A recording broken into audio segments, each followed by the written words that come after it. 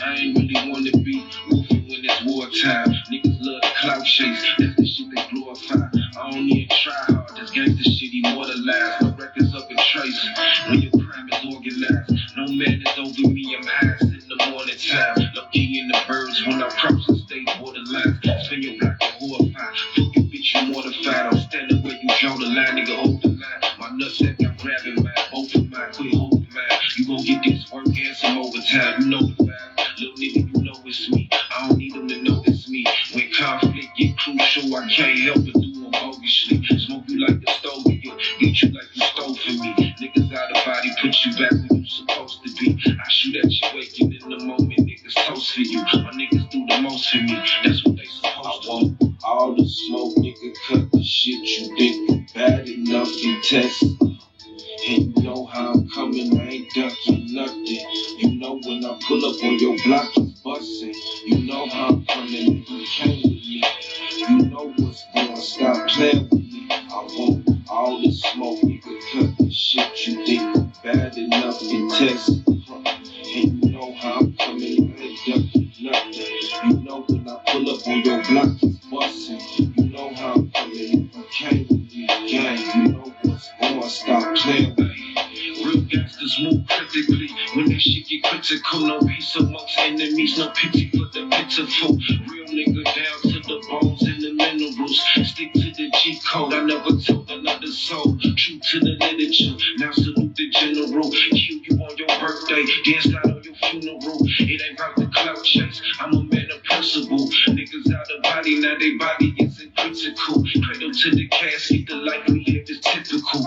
God body, cause I will depart you from your physical. Niggas living fantasies, act like they was the only one. Don't talk to me about these streets. Fuck you think you know me from? Just cause you related to them gangsters, that don't make you one. I ain't got no bloodline in these streets, but I can spill me some. I ain't got no mercy for this bitch, if she outside with us. They on demon time, we bring them hell and the fire with us. All the smoke, nigga, cut the shit you think bad enough to test. And you know how I'm coming, I ain't ducking nothing. You know when I pull up on your block, it's bustin'. You know how I'm coming and who came with me. You know what's going, stop playing with me. I want all the smoke, nigga, cut the shit you think bad enough to test. And you know how I'm coming, I ain't ducking nothing. You know when I pull up on your block, it's bustin'. You know how I'm coming and who came with me. Gang, you know what's going, stop playing with me.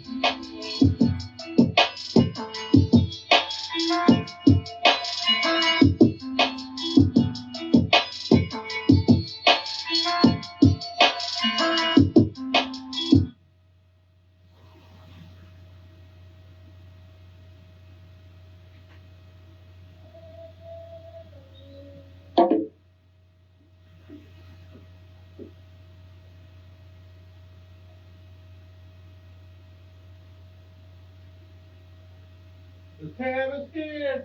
Stop the flow. Well, just call you. I'm about to do a live. Good job. Good job. What's cracking? Hold on.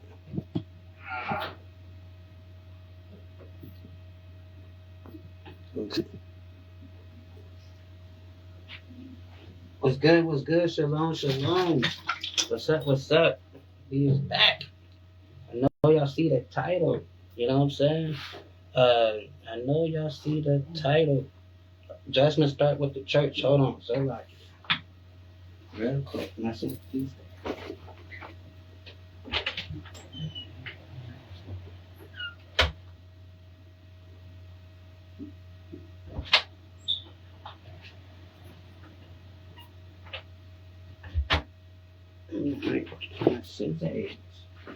Alright. Now let's see the title. Judgment start at the, with the church, with God's people, right? Yeah, we're gonna get right into it, right? Of course, giving all praises to the Most High God, Yahweh, and it's only the God's Son, Yahweh Shai, right? So yeah, we're gonna get right into it. Lately we've been, focusing on, the coming punishments of this current empire and all that. But we gotta also understand, how the Most High God is, dealing with us and have been dealing with us, and why collectively our people is in the state that we're in, right? So we're gonna get into it a little bit, understanding how you know how the Most High God is dealing with us, right? And understand what's going on, right? Before let's get right into it though. Let's get what I want. Get a little. Let's get.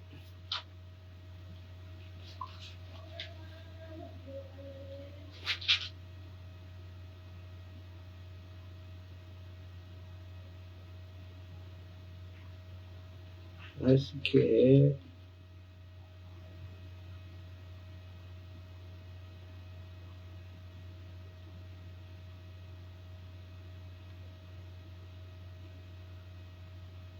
Let's get this one. Physics.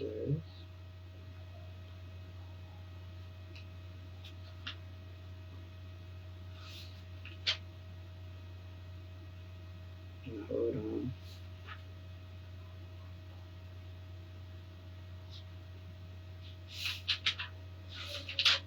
One sec.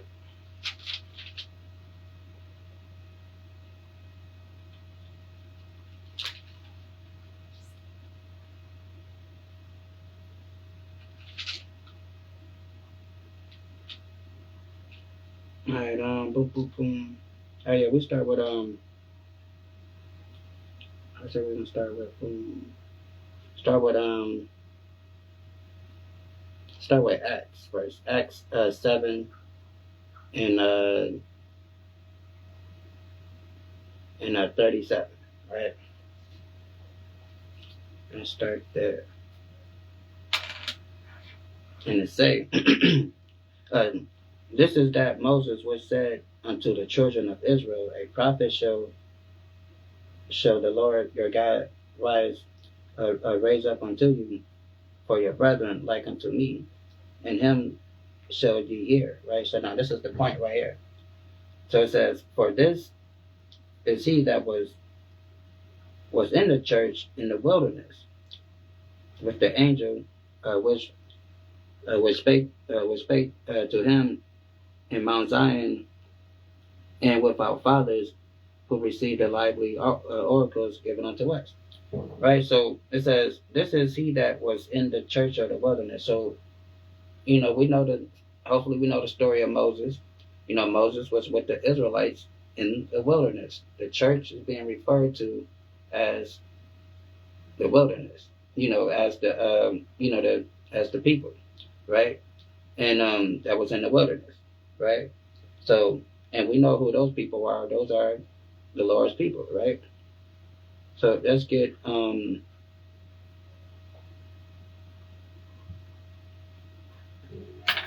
let's go to Deuteronomy real quick. Deuteronomy.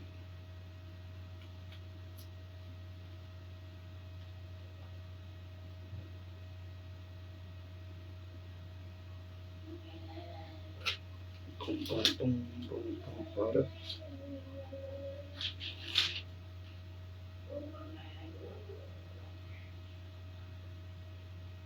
Mm-hmm. All right, okay, yeah, Deuteronomy. Let's get Deuteronomy. Start at 28. 28 in verse 1, right? So now these are the things that Moses spoke to these people that was in the wilderness, that church that was in the wilderness. And it says, and it shall come to pass, if thou hearken diligently unto the voice of the Lord thy God, to observe and to do all his commandments which I command thee this day, that the Lord thy God will set thee on high above all nations on the earth, right? So the thing of the contract was, okay, if you do what I asked you to do, I'm gonna set you high above all nations on the earth, right? then it begins to start listing all the blessings and stuff that he's going to do for his people when they obey, right? So then let's jump down to 15, and it says, "It should come to pass, if thou wilt not hearken unto the voice of the Lord thy God, to observe to do all his commandments and the statutes which I command thee this day, all these curses shall come upon thee and overtake thee." Right? So now these are, these curses are, then it start to then proceed to list all the punishments that God will use against his people whenever, we get out of line of our covenant with him, right? So we understand that. Hold on one second. Said Locky, excuse me one bit. Had to grab my coffee.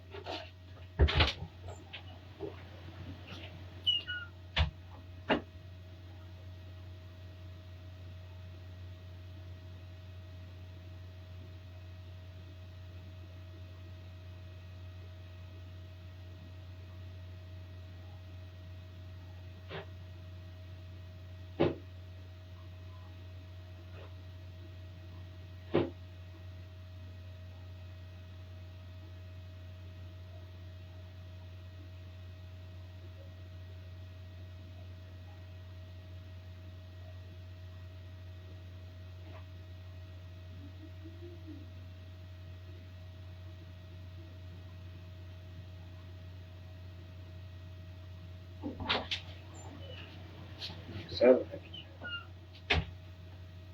alright, we back. I said like it. Alright, so,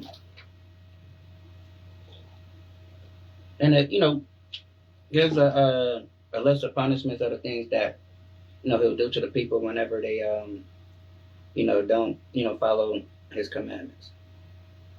So, but it should come to pass if thou will not hearken unto the voice of the Lord God, to observe to do all his commandments and the statutes which I command thee this day, that all these curses shall come upon thee and overtake thee. Right? So it's a lot of punishments that he had listed, that he would use to judge the children of Israel whenever they, don't follow up, the covenant. So that's good.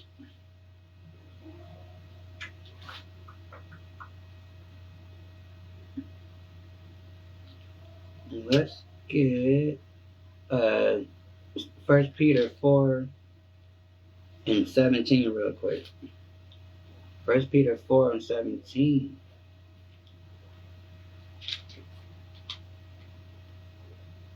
Real quick.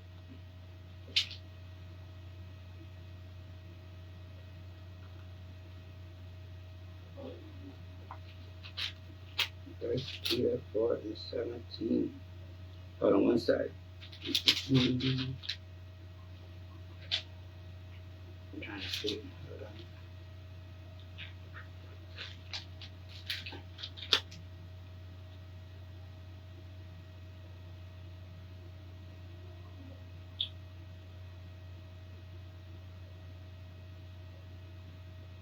Okay. Alright, cool. So yeah, 1 Peter 4 and 17, just start there. And it says, "For the time come that judgment delivered them unto the chains of darkness." Oh, hold on. I'm turning too many pages. That judgment must begin at the house of God. And if the first begin at us, what shall the end of them that obey not the gospel of God? So, again, we established that it says that judgment must begin with the house of God, and we established that house of God being that church that was in the wilderness with Moses, right? Those are the people. It says, "For the time is come that judgment must be at the house of God, and if it first began at us, what shall the end be of them that obey not the gospel of God? And if the righteous scarcely be saved, where shall the ungodly and the sinner appear?" Right? And that's something to think about, right? Because you have a lot of people that profess themselves to be a Christian, and they go around talking about how saved they is, how holy and sanctified they is. But our dear brother Peter, who was an apostle of Christ, one of the 12 disciples, and he said, and if the righteous scarcely be saved, right? Where shall the ungodly and the sinner appear? Because a lot of those people that sit up in those churches, they like, yeah, I'm saved, yeah, I'm a sinner, but I believe in Jesus, so I'm saved, right? Does that sound like being saved by scarcely saved by the skin of your teeth? Right? It says the righteous is scarcely saved, where shall the ungodly and the sinner appear. Right? So it's like if the righteous people is going to be scarcely saved, they're barely going to make it. How much so is someone that's not doing what God told them to do, keeping the commandments, willingly going against what God say, and like, no, I ain't doing that. I'm not going to stop eating pork. I love shrimp, crab, and lobster. I love all that stuff that God told us not to eat and do. Right? And it says, wherefore let them that suffer accordingly to the will of God commit the keepings of their souls to Him in well doing as unto the faithful Creator. Right? So, and that's what we keep the faith in the commandments, right? Because we understand that the righteous scarcely be saved, where shall the ungodly and the sinner appear? Right? Let's get Jeremiah 3:14 real quick. And it say, turn, O backsliding children, said Yahweh, for I am married unto you. I will take you one of the city and two of a family, and I will bring you to Zion. Right? So could we just read, scarcely will we be saved? And this is deep. This is why there's a lot of turmoil going in some of our families, right? You want to follow the truth, and your family is still wrapped up in these worldly things. It says, "Oh, backsliding children," said the Lord, "for I am married unto you." Because again, the people of the covenant, we have the contract with God, right? Like we read with Moses, right? In Deuteronomy 28. It says, I will take you one of a city, two of a family, meaning there's so many of us that's not going to understand this truth, that it's going to be one out of the city, two out of your family that's going to really understand what's going on. So, talking about very scarce, right? If you know, I come from a small town, right? And for a hot second, once I, understood the truth, I thought I was the only person that understood the truth. But then I started, learning about a few other people. Then we also got a prominent person from our town that's, that's an Israelite, that's, in the Israelite community, doing big things, right? And like I said, at first I didn't know, because I understood that it said, what did it say? It says, where that? Boom. It says, at that time, so Jerusalem, the throne of the, hold on, where that? Boom, boom, boom. It says, oh, backsliding children, said the Lord, I am married unto you. I will take one of the city and two of a family, and I will bring you to Zion. So I understood that, not everybody's going to get this, and very, very few people's going to understand it, right? So, and it was a surprising and a blessing to, to know a few people, from my area that was, that was on the same path, right? So, because this is not something that's, that God wants everybody to understand, right? Chosen fruit, chosen few. So, let's get,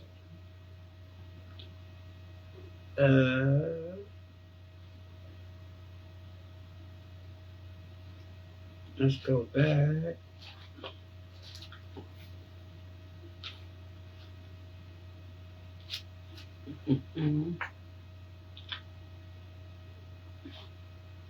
So we understand that, we are the church, we are that people, right? So let's get Jeremiah. We'll start at 16. Jeremiah 16, right? And it says this.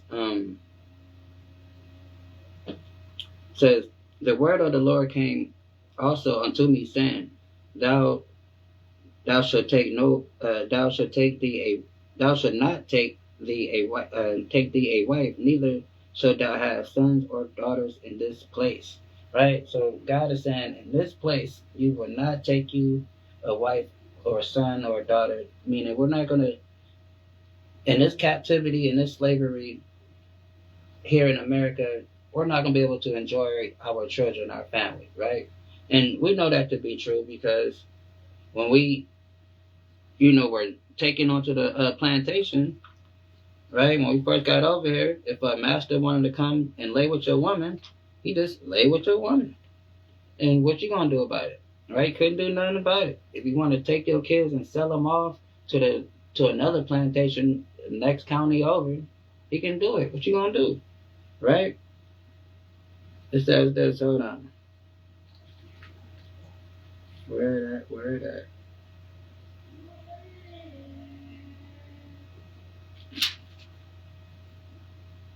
So Deuteronomy 28:30. It says, Thou shalt betroth a wife, and another man shall lie with her. That happened during slavery, right? And they were able to take our women at will, at leisure, do whatever they want, right?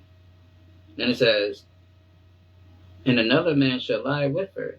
Thou shalt build a house, and thou shalt not dwell therein. Thou shalt plant vineyards, and thou shalt not gather the grapes thereof. Right? Meaning, everything that we work for, everything we work is going to be given to another people. That's what happened when we were taken here on those slave ships. We worked on their plantations. All the stuff that we produced off that land was given to that man in the big house, right? To master them, right? Then it says, back up here. It says, Thou shalt not take thee a wife, neither thou sons have nor daughters in this place. It's not going to be a place to raise a family, right? This is not going to be a wholesome environment, living condition for our people to raise, good families. And we can see that to be true because our family system is broken because of this place. And we know how it got broken through slavery, right? So we know that to be true. Let's get Hosea 4, and I think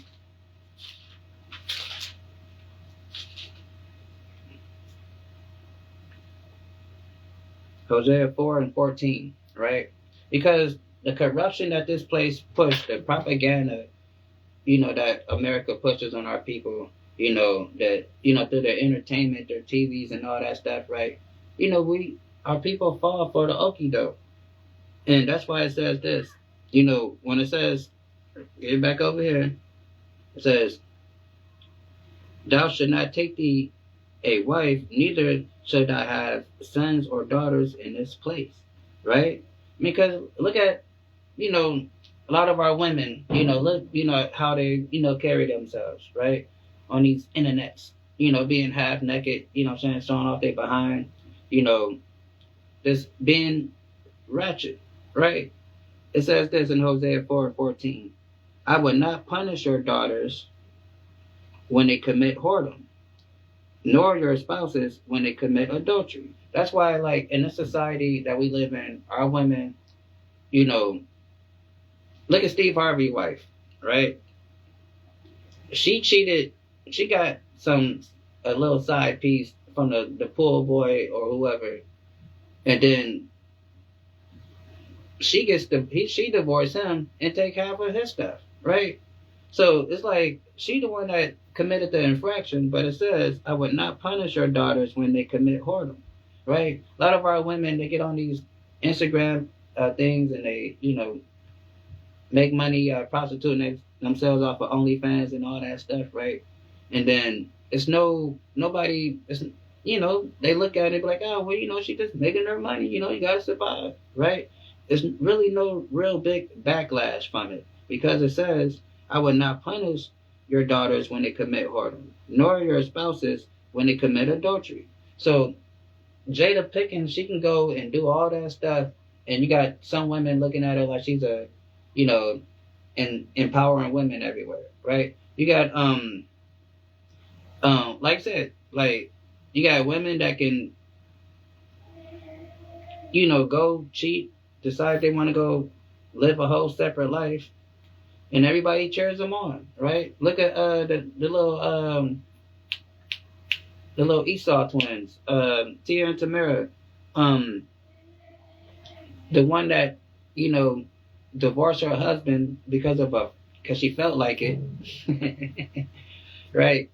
And now she's out here living single, I forgot how that theme song goes. Right? Out here, right? And, she like, okay, it's not what I thought it was. Yeah, because your ass is old now, right? And everybody cheered her on. Yeah, go live your life, girl. Be yourself. Yeah, be you. Blah, blah, blah. Everybody cheered it because it says, I will not punish your daughters when they commit whoredom or your spouses when they commit adultery, for themselves are separated with whores, and they sacrifice with harlots. Therefore, the people that do not understand shall fall. Right? And that's what's going on with our people. Because although we're complaining about the ratchetness right now and the whoredom that goes on in our community, but the thing is this. We as men, when we stop liking whorish activities, stop liking those women that be on OnlyFans and Instagram, then collectively our women will not exuberate these whorish activities because they're only doing it because they think that's what we like, right? So when we stop liking whores, that's when women stop being whores, right? That's how it goes. So it says, I will punish your daughters when they commit whoredom. I will not punish your daughters when they commit whoredom, nor your spouses when they commit adultery, for themselves are separated with whores, and they sacrifice with harlots. Therefore, the people that doeth not understand shall fall. So again, when we as men stop indulging in liking that type of behavior, we going to these strip clubs and doing all that stuff, then, because, we can see the evolution. I know I can. When the strip club stuff got big, they start making workout videos to have you work out and doing stripper moves and stuff for working out, dance instruction videos of how to dance like a stripper. Then it was that. Then it went from that to then, the women start dressing like they were strippers, but, and wasn't. Then, then a lot of them end up being actually strippers and all that. But, just the evolution of it. But it's evolution, but it's going down. It's in decay as a people when we look at it. So that's where we at. Let's get back to Jeremiah. It says, thou shalt not take thee a wife, neither shalt thou have sons and daughters in this place. Because again, this whole place is corrupt. If you want to take it all the way back to slavery when they used to sell us off, until now, how, the family structure is corrupted. Nobody is doing their prospective roles as men and women, right? Then it says, for thus saith the Lord, concerning the sons and concerning the daughters that is born in this place, and concerning their mothers that bear them, and concerning their fathers that beget them in this land. It says, they shall die of a grievous death. They shall not be lamented, neither shall they be buried, but they shall be as dung upon the face of the earth. They shall be be consumed by the sword and by famine, and by and their carcass shall be meat for the fowls of heaven and the beasts of the earth. Right? And that's what happened here in America. We're unjustly killed, slaying in the streets. Nobody does nothing about it, right? And they just leave us there to be an example for the next one that think they can rise up and say something and buck up against the system, right? That's how it rolls. Let's get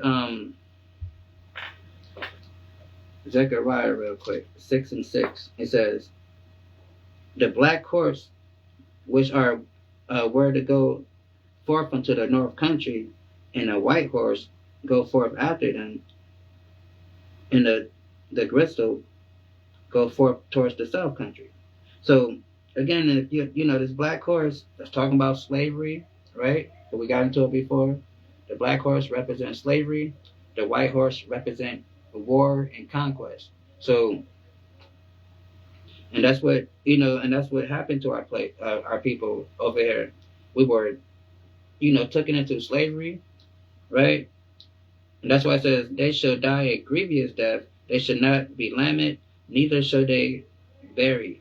Over here in the Caribbean, they used to work our people to death, right? They had such a high turnover rate for their slaves over there in the Caribbean, because they worked them to death. The life expectancy for a slave in the Caribbean islands was very low, right?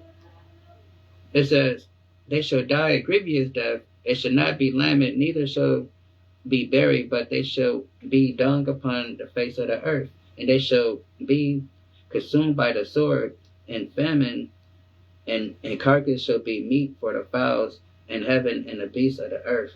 Right? So, like I said, the whole planet saw what happened to us, right? Everybody saw how they got down on us. It says, "And it shall be as dung upon the face of the earth, and it shall be consumed by the sword and famine," right? "And shall be meat for the fowls of heaven and the beasts of the earth." Meaning all the people, all these, different nations, they all had a hand and, fed off of our downfall, right? They came over with the objective to oppress us when they came over here, right? Let's get Isaiah real quick. Isaiah chapter 63 in the GNT. Isaiah chapter 3 in the GNT. And say this. Right up.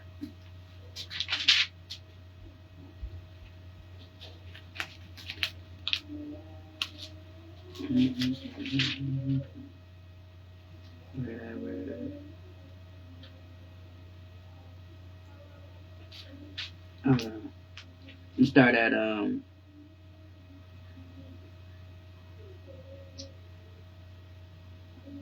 I'm gonna start right here. It says "I was amazed to see that no one intervened to help the oppressed." So, and that's what happened. None of these nations jumped in and intervened. That's why it says over here that they shall die a grievous death. They shall not be lamented, neither shall they be buried, but they shall be as dung upon the face of the earth. Because these other nations didn't do anything. What it says, what did Christ say right here? It says,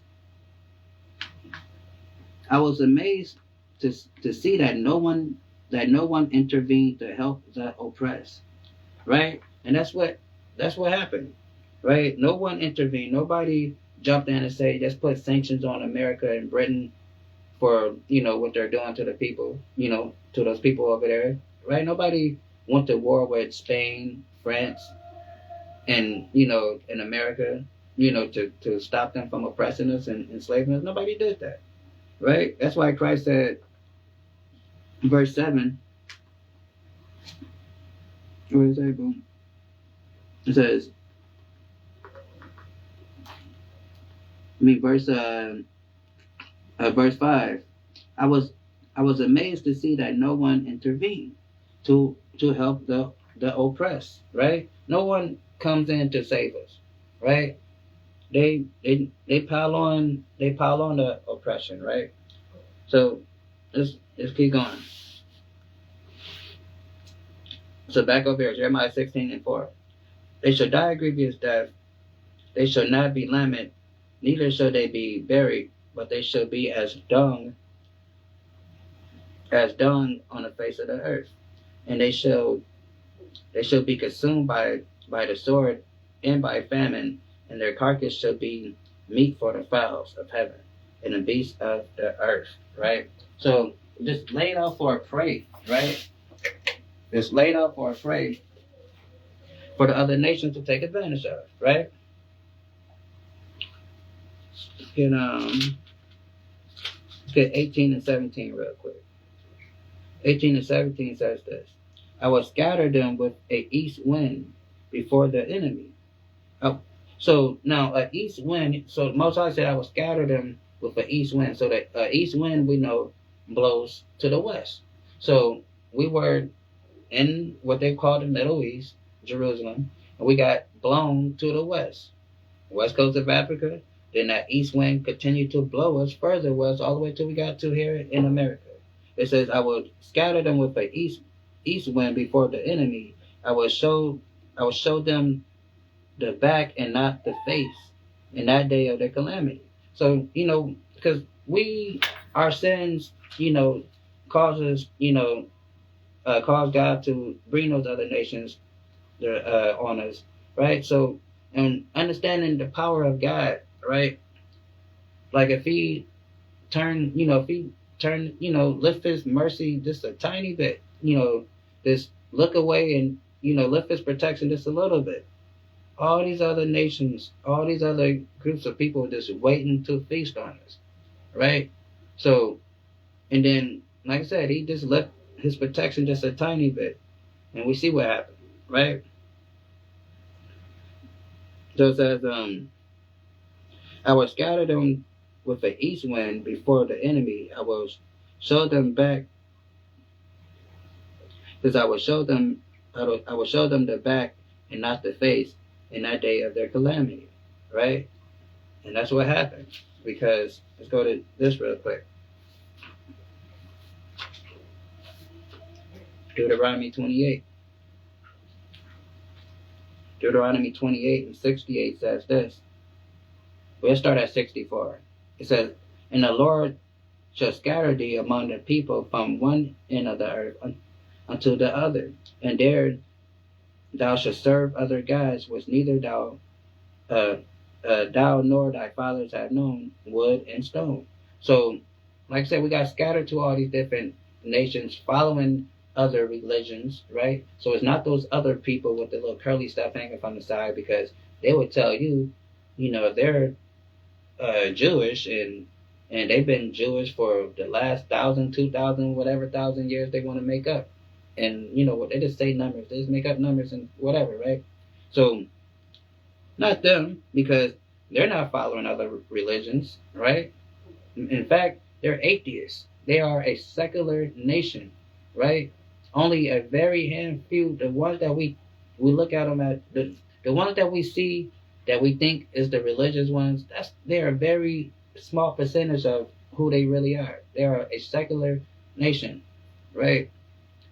I think, what is it?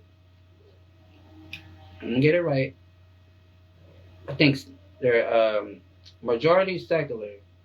Then out of the little small percentage of people that do believe, they don't even believe in Jesus. Like Kodak Black said, they don't even believe in Jesus. Look why you got a Jesus piece, right? So, nah, right? So, the real Israelites were scattered throughout the four corners of the world, following other religions that they were not following before. Those are the people, right? Let's jump down to 68. Then it says, and the Lord will bring thee into Egypt again with ships, by the way whereof I spake unto thee, thou shalt see it no more again. So again, we understand that this is a spiritual Egypt. It's not talking about the landmass of Egypt, because if you familiar with Bible history, they never went back into Egypt as slaves. And we understand that Revelation calls this place here spiritual Egypt. So it says, and we don't need boats and ships to go to Egypt. It says, and the Lord shall bring thee into Egypt again with ships, by the way whereof I spake unto thee, thou shalt see it no more again. And there ye shall be sold unto your enemies. So what happened? We were sold unto our enemies, for bondmen and bondwomen, and no man shall buy you, meaning nobody's going to be able to get us out of this condition. That's why we're still here, right?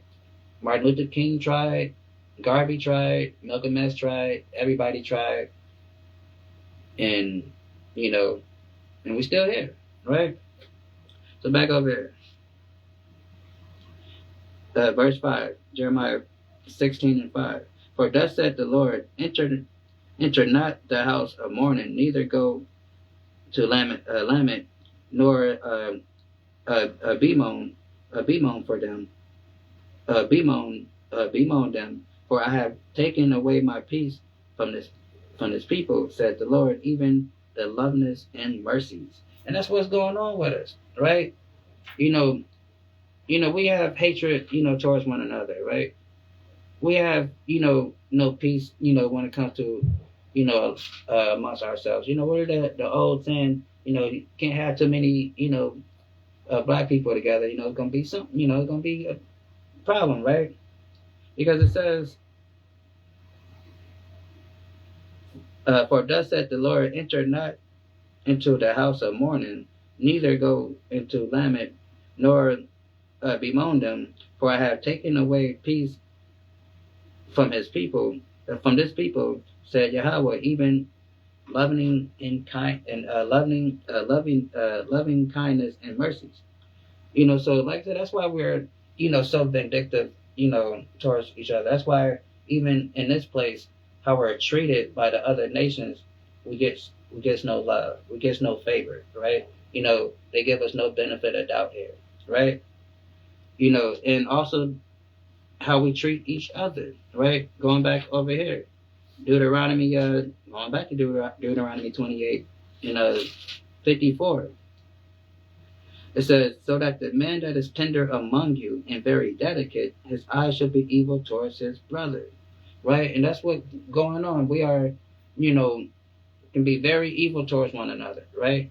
Very unforgiving towards one another over the most minute thing, right? And be mad at, a family member for about 15 years over nothing. That, something that just take a conversation, right? So that the man that is tender among you and very delicate, his eyes shall be evil towards his brother. Because at one point in time, we were very loving and kind to one another, right? Always willing to have a helping hand towards one another. And then it flipped. And now we're very evil towards one another, right? It's hard to walk down the street and look at each other and greet each other without somebody sizing somebody up, thinking, wonder if they can, if a fight jump off right now, can they take this person, or just, right, just looking, you can't even speak to some people. You'll speak to somebody and they'll look at you mean, like, or they be looking at you like, I don't know you, right? They get mad because you speak to them. It says, so that the man that is tender among you and very delicate, his eyes should be evil towards his brother, right? And that's what we've been experiencing, right? And just finish that off. And it says, this evil eye towards his brother, and towards his wife of his bosom, and towards the remnant of his children, which he shall leave. So now we have domestic violence, single home parenting going on. A lot of stuff going on because of the evilness that we have for one another, the self-hatred and stuff that we have for one another, right? So back over here, it says, both great and small shall die in this land. They shall not be buried, neither shall man lament for them, nor cut themselves, nor make themselves bald for them. Neither shall man tear themselves in the morning to comfort them, for comfort them. Neither shall man give them the cup of consolation to drink, for their father of consolation to drink for their father or for their mother.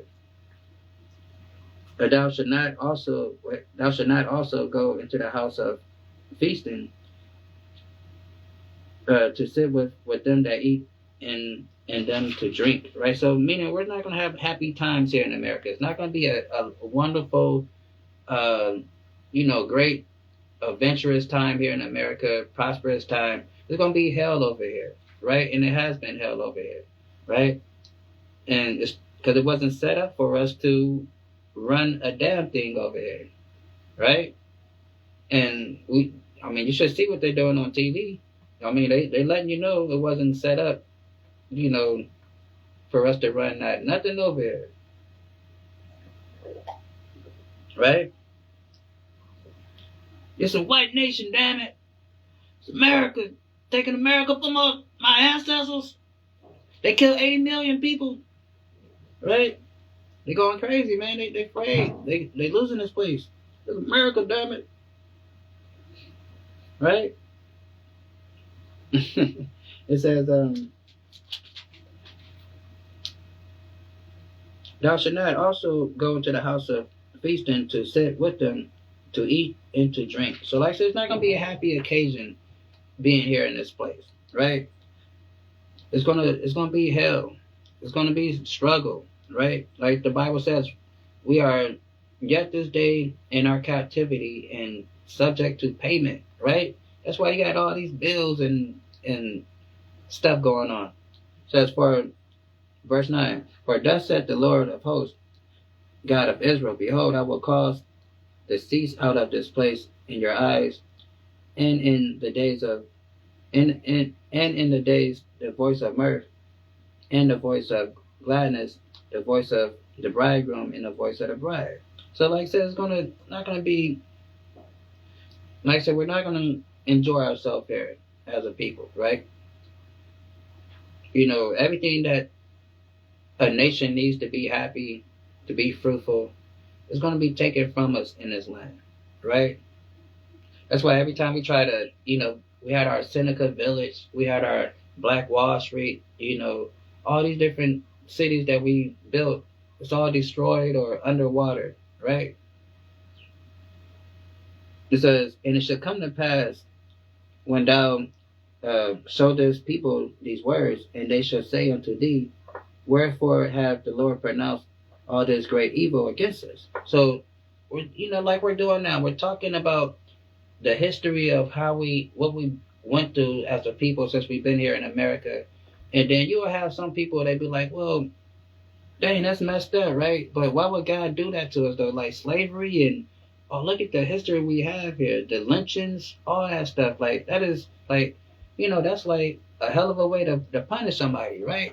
People will say that, right? Like, dang, why would he do that? Why is God letting this happen to us, right? If we're his people, why is this happening? It says, and it shall come to pass when thou show this people these words,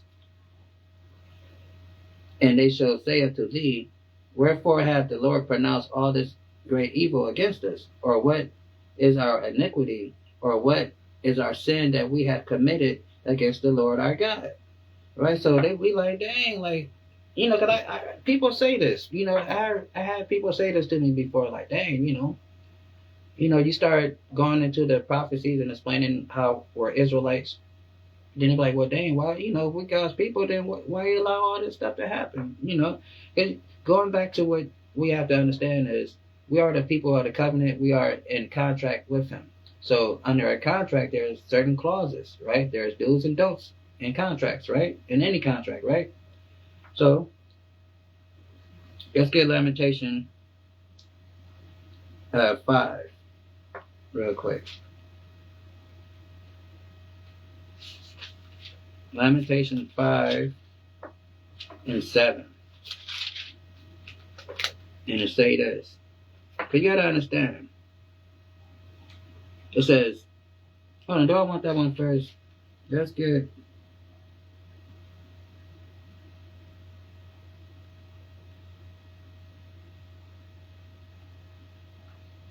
Let's get Exodus first.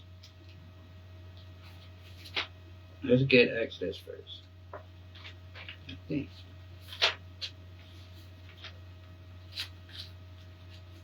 Look at Exodus 20 and 5, right? Exodus 20 and 5. And it say,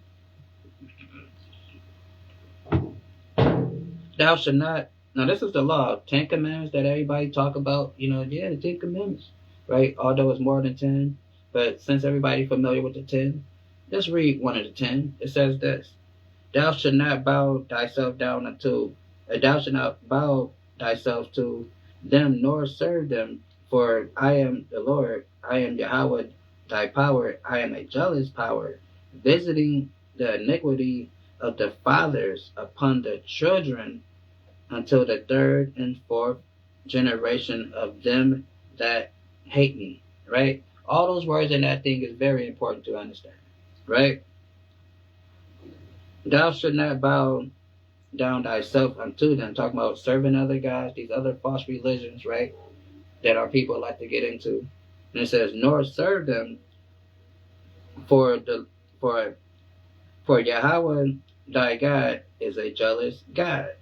Right? So he don't like that. He's jealous, right? He don't like our people serving and worshiping other gods. This is not like, you know, Hinduism where you can follow any type of religion and you can, you know, and I mean you can still worship this God. And no, we don't do that, right?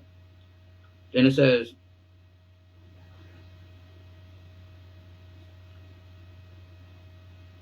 that visiting the iniquity of the fathers upon the children unto the third and fourth generation of them that hate me. Right? That's deep to understand, because if you're raising a household that's a godless household, that's not keeping the commandments, that's not doing what thus said the Lord, your children, more likely than not, is going to be the same way. They're not going to be keeping the laws of God and none of that stuff, right? They're going to be living lawless. Then their children are going to do the same thing until somebody say, you know what? Maybe we should do what God said. So that's why it says, visiting the iniquity of the father upon the children unto the third and fourth generation, right? So let's get this over here. Lamentation 5 and 7. Our fathers have sinned. So this is our, Jeremiah's, speaking, right? And he said, our fathers have sinned and are not, meaning because the sins that our fathers are did by following these other gods were being taken into slavery, because they were being taken into Babylon during this time. And he says, our fathers have sinned and are not, and we have borne their iniquities, right? That's why we're here in America. This prophecy goes all the way back to Amos, about what God said he's going to do to his people and scatter us and all that stuff. All the way back to the prophet of Amos, reiterated again through other prophets, but it happened, right? Now we're here in America. You could probably even go way back to Moses if you want to say Moses prophesied about us coming to America. So it says, our fathers have sinned and are not, and we have borne their iniquities. Servants have ruled over us. There is none that delivers out of their hand. Right? So that's why we're in a position now. These servants is ruling over us. The Bible calls these people base men, meaning they are the low hegemony of the human species, right? Of mankind, right? We have, well, I ain't gonna get into all that, but y'all get it.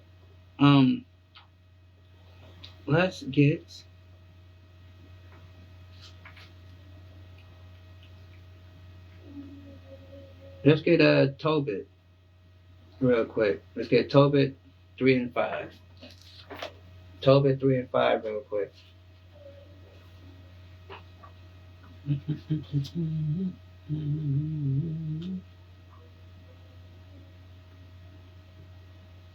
Tobit, the book of Tobit 3, verse 5, right? And it says, and now thy judgments are many and true. Deal with me according to my sins and my fathers. So, and that's how God deal with us, according to our sins and our fathers, right? And because again, if you're a godless person, meaning you don't keep the laws of God and, you're doing your own thing, you're raising children, then those kids, they're going to one day have kids. And then if you're not teaching them the ways of the Lord, then they're going to teach, whatever you taught them, they're going to teach it down to their kids. So it says, and now thy judgment are many and true. Deal with me according to my sins and my fathers, because we have not kept thy commandments, neither have walked in truth before thee.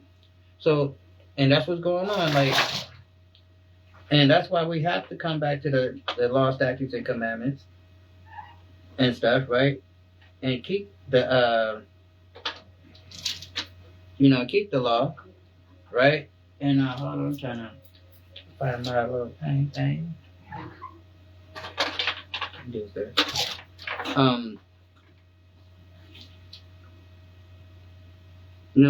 Keep the commandments, right? And come back to, our end of the bargain, right? Cover this, right? So, and that's how the Most High God works, right? Because a lot of, we don't understand that, because, and that's how he passes judgment. So back over here, it says,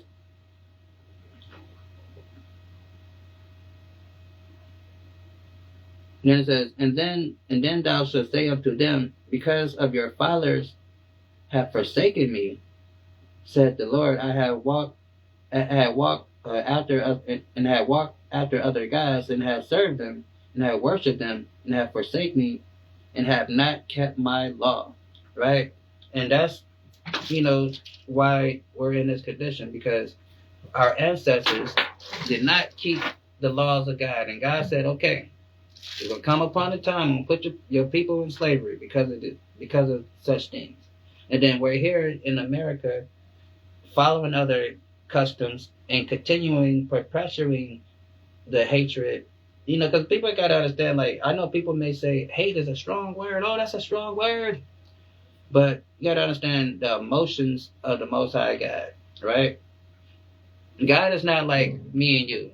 If you ask somebody to do something and they don't do it, or they don't do it exactly how you say, you might be like, okay, maybe they didn't quite understand, or maybe they made a mistake. Okay, I'll give them another shot now.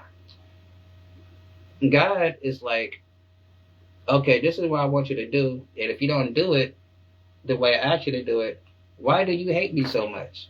Huh? Why do you have such a disdain and, and hatred? God takes it as hatred when you don't do what he say, right? You gotta understand it's a different emotion behind that, right? And it says this, because it says this, boom, boom, boom, it says, so that's why it says, then shall you say unto them, because of your fathers have forsaken me, said Yahweh, I have walked and have walked after other gods, and have served them and worshipped them, and have forsaken me, and have not kept my law. Right? So that's why we're stuck here in America, and that's why we need to come back to the law, statutes, and commandments, so we can get out of America. Right? Through his son, the Mashiach Yahweh Shai. Then it says, and ye have done worse than your fathers. For behold, ye walk every one after the imagination of his evil heart, and that they may not hearken unto me. And that's what goes on here, right? We don't listen to God. We don't do what God asks us to do. We do what we want to do, right? And just so happen, church, it teaches to perpetuate that type of behavior. How they say, Aleister Crowley, do as thou wilt, right? The church confuses the will of God with your own personal emotions and what you think is good, right? And it happens all the time. That's why it says this right here. What does it say again? It says, ye have done worse than your fathers, for behold, ye walk every one after the imagination of his heart. And the heart is not talking about your beating heart in your chest. It's talking about your mind, your thoughts. Whatever pop in your mind, whatever thought you have. We walk after those thoughts. Instead of thinking things through. Is this of God? Is this a righteous thing for me to do? What type? What is this type of action I'm thinking of, right? But no, it says, ye walk everyone after the imaginations of the evil of his evil heart, that they may not hearken unto me. Because if you go to a church that tells you you're holy, you're sanctified, and you're saved because you believe in Jesus and you got the blood of Jesus, who can tell you that you're actually wrong? Because I believe in Jesus. That's all you got to do. I believe in Jesus. Ooh, holy, holy, holy, holy, holy, holy. Right? That's all you got to do, right? So who can tell that? If a person believes that, how could you tell that person that they're wrong? Right? You can't tell them nothing because Pastor done told them all you got to do to be saved is believe in Jesus and get dumped in this nasty, dirty water, that be having insects flying around it sometimes. Then you cool, right? And people believe that. But that's not how this thing works. Okay? That's not how this thing goes. Right? Maybe in religion, yeah, but not in reality. Right? So it says, therefore I will cast you out of this land into the land that ye know not, neither nor your fathers, and there ye shall serve other gods day and night, where I will not show you favor. And that's what happened. We got took into this place. We have not been shown favor, right? We are not, a prominent people in this land, right? Everybody else are more prominent in this land than us. You have the Jewish people. They're here. They're prominent in this land. They call shots over here. They can do what they want. The Asians is over here. They're prominent people in the land. They call shots. They can do what they want. In fact, they got an Asian hate bill, right? You're not even allowed to discriminate against Asians, right? And I didn't even know that was a thing. Who knew that was a thing, right? I do know since the early 1900s, black people have been trying to get some type of protection from the federal government. I do know that. I didn't even know these niggas was protesting for Asian discrimination. I even not seen not one Asian Chinese sign with the little zigzag squiggly lines talking about no justice, no peace. I haven't seen one. But they get a bill. First day Biden in office. Crazy, right? That's what happens. It says, therefore I will cast you out of the land into a land where ye know not, neither nor your fathers, and there ye shall serve other gods day and night, where I would not show you favor. No favor, but everybody else gets the favor. Therefore, behold, the days come, said the Lord, that it shall be no more said, the Lord that liveth, that brought up the children of Israel out of the land of Egypt. So, it's going to come to pass. Although we're going through it here in this land, right, going through what they call Jacob trouble, but it's going to come upon a time when that black man by the name of Jesus Christ, who we know in the Hebrew, the Mashiach Yahweh Shai, he comes through and he cracked the skies with the millions and millions of angels with him, right, to deliver his people from this land and every other land that were scattered 2. So it says, therefore, in the days coming, said the Lord, that it shall no more be said, the Lord that liveth, that brought the children of Israel out of the land of Egypt. Right? That's not going to be no more the same. Right? People are not going to be, celebrating that anymore. Right? We're going to have a new Passover. Right?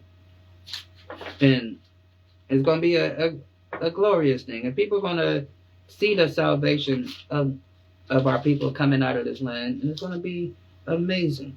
And they're going to be very angry to see it and not be a part of it. Right? Hold on one second.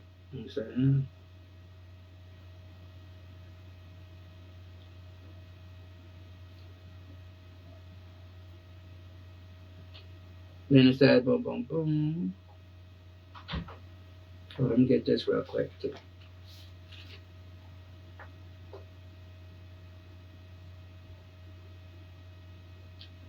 Okay, cool. So, let's get on. So I'm going to read it one more time. It says, therefore, behold, the days coming, said the Lord, that it shall be no more said that the Lord liveth, that brought the children of Israel out of the land of Egypt. Right? So, we're no more going to talk about that great day, and we're going to have a new Passover. Right? Probably not a new Passover, but we're going to have something else to talk about. And it says, but the Lord that liveth, that brought the children of Israel from the land of the north. What is the land of the north? America. From all the lands which he had driven them, and I will bring them again into the land that I gave unto their fathers. Right? So Revelation 16 in Revelation 16 and 5 real quick. And it says, and I heard the angel of the waters say, thou art righteous, O Lord, which art and was and shall be, because thou hast judged us. And that's what God does. He's judging, right? And he's going to be righteous in his judgment. It says, for they have shed the blood of the saints and the prophets, and thou hast given them blood to drink, for they are worthy. So these people, so like I said, that's why it's no longer going to be said, that God brought his people out of Egypt, but the one that God brought his people out of the land of the north, known as America. And then, because he's going to judge this place. As he's judging this place, he's taking us up out of here, right? So, and that's what's going on with that. Let's get So let's keep on. So then it says, but the Lord liveth, that brought the children of Israel from the land of the north, and from the lands which he had driven them, and I will bring them again into their land, and I will give unto their fathers. Right? Let's get Isaiah 65 real quick, 17. Because like I said, he's going to take us out of this place, bring us back to our land, and we're going to live peacefully, finally. It says, for behold, I create a new heavens and a new earth, and the former shall not be remembered, nor come to mind. So, like I said, there's going to be a new heaven, new earth, right? It's not talking about a new physical heaven, new earth. It's talking about going to be a new society, new way of life on this planet, right? And, and we're going to be running it, right? And administrating it. And it says, for behold, I will create a new heavens and a new earth, and the former shall be no remembrance, nor come to mind. Because this way of this world is so wicked and so demonic and so chaotic and so every bad word in a dictionary you could think of, that once God's kingdom is established on earth, we're no longer going to think about this old world and how things used to be. Like, oh, you remember we used to do blah, blah, blah, or remember blah, blah. No, we're not going to even think about that, right? We're going to be so far beyond our mind, because we're finally going to be living in a world that is designed for life and not death. Esau's kingdom that he's ruling is designed for death. That's all they perpetuate around this place, right? In that day, the people is going to be happy. So it says, "For I will create a new heaven, a new earth, and the former shall be not remembered nor come to mind. But ye glad and rejoice for in which I create. For behold, I create Jerusalem a rejoicing in her, a people of joy." So we're gonna have joy, joy, and rain, shine, and rain. Yeah, we're gonna. That was a little song I used to play when I was a kid. I like it. But we're gonna have joy in that day, right? We're gonna actually really, really know what joy is. Right now, joy is a fleeting emotion to us, for the most part. You get your joy every now and then, whatever might bring you joy. But how long does that joy last? It might last for a few hours or a couple of days, whatever the case may be, right? But imagine joy, 365, happiness, all that. Don't even know what I don't even know what to say after that, right? Because I don't even know what's the breakdown to being happy and joyful every day of your life for the rest of your life. I don't even know what that means, right? Never experienced it, right? But in that day we are, right? As a people, right? So back up here, in Jeremiah.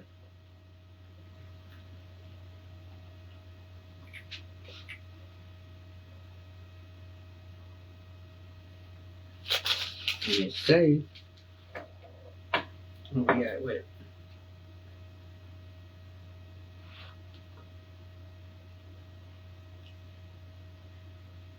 So it says, hold on. Let's get,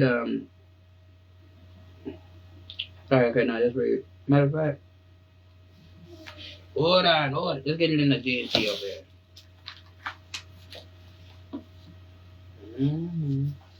Right here. So it's Jeremiah. Let's start at 14. Jeremiah 16 and 14 in the G&T. It says, hold on,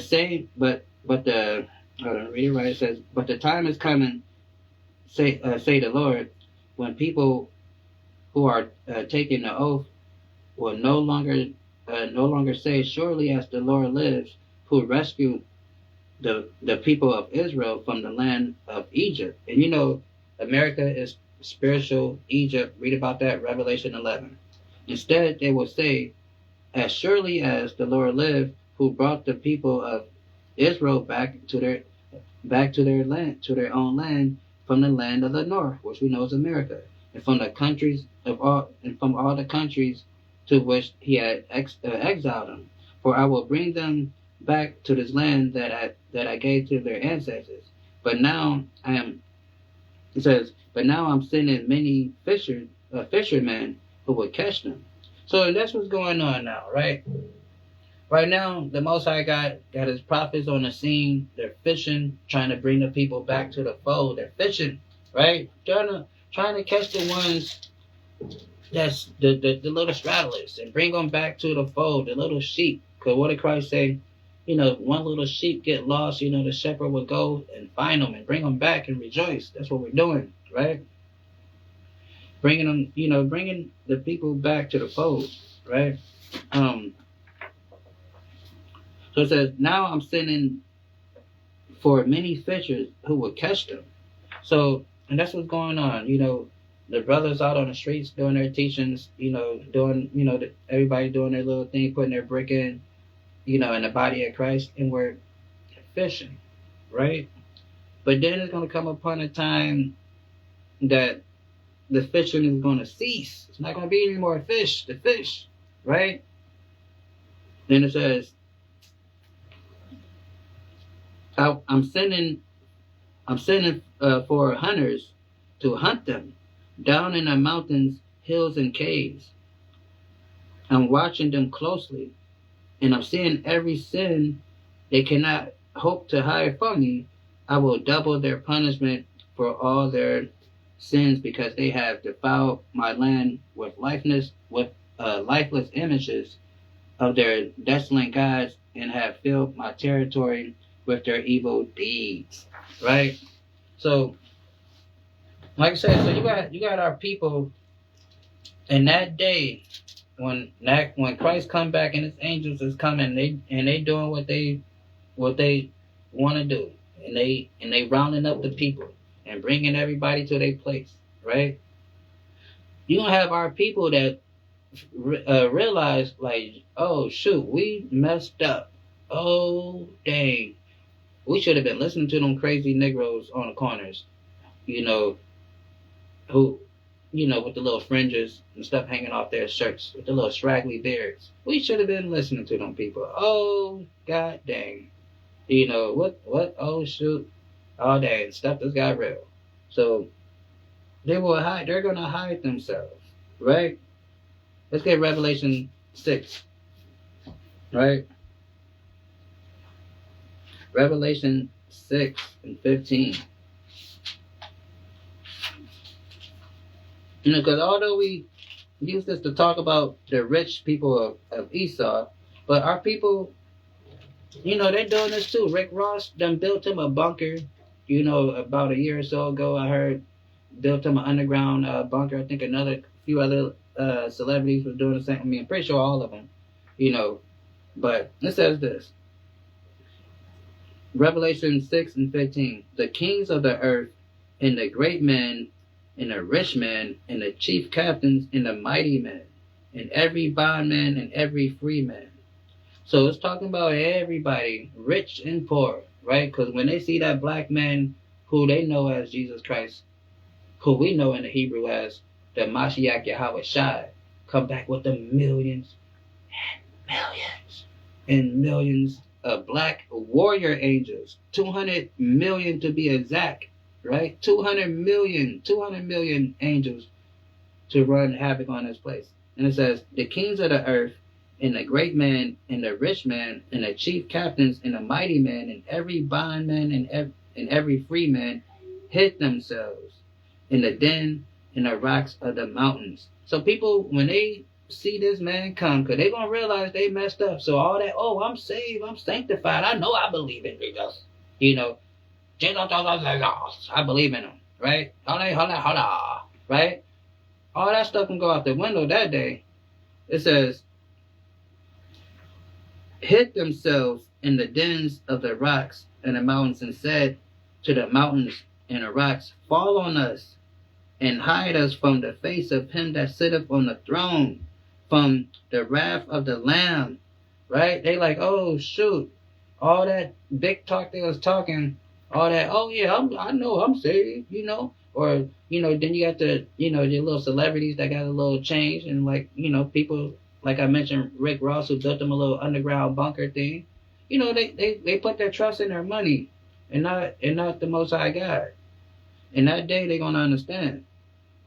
And it says, and said to the mountains said to the mountains and the rocks, fall on us and hide us. They're gonna rather, instead of seeing one of those angels, one of those 200 million millions, one of those 200 million angels, snatch one of them out of them little bunkers or the little caves or the little things they done concocted for themselves to hide in. They'd rather get crushed to death by the mountain. They'd rather get, the mountain cave in on them, whatever tunnel they in, whatever sewer drainage, whatever they hiding at. They'd rather the worst scenario happen than to see the face of God and face what they've been doing and the lies that they've been telling and the lies they've been living for their whole life. They rather that, right? And we talk about our own people here, right? Because our people, we have a lot of wickedness amongst our people. And it says this right here. Why we in the book of Revelation. Where is that?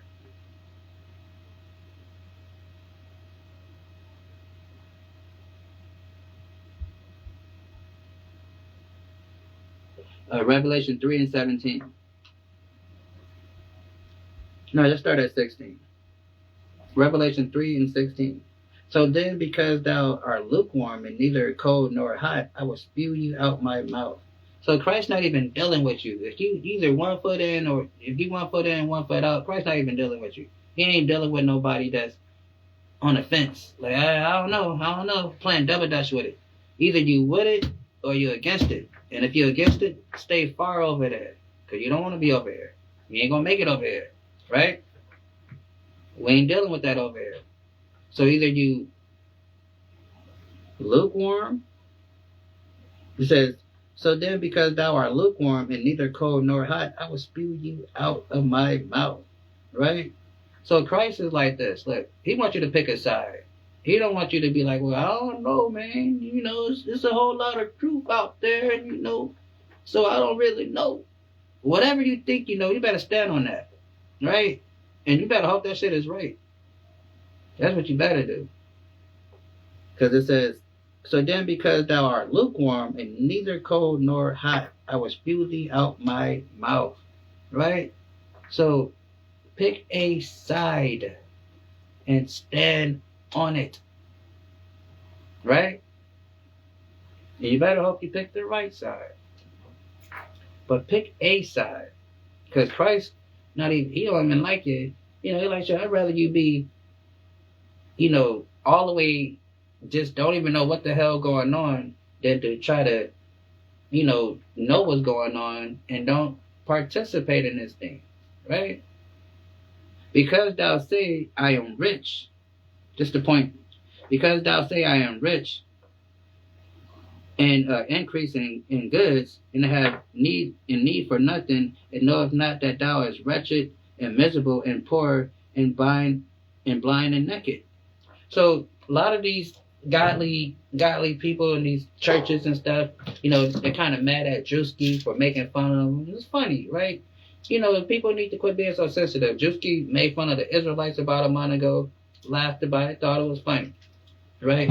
He made fun of, you know, country redneck white people, laughed about it, thought it was funny, right? So quit being so sensitive. It's only because it's true. That's why they're getting so mad at Drewski. Because they think godliness is gain. Because they teach prosperity there. The more money you got, the more more material things you acquire, that means God is dealing with you.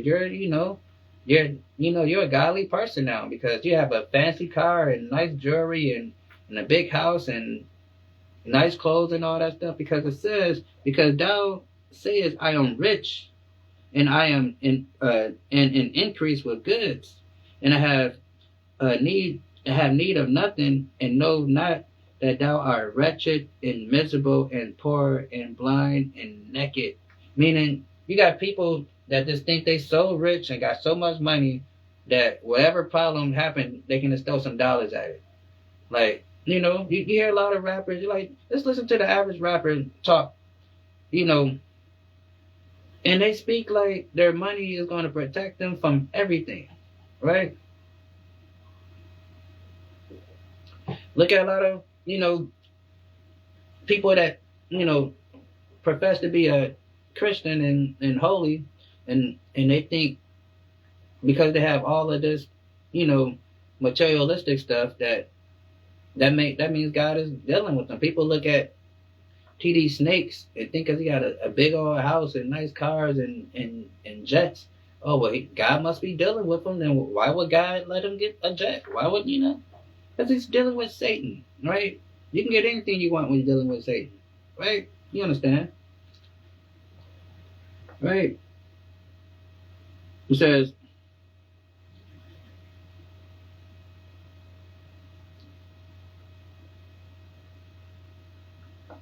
I counsel thee to buy me gold tried in fire, that thou mayest be rich, and with white raiment, and thou mayest be clothed, that the shame of thy nakedness be not appeared.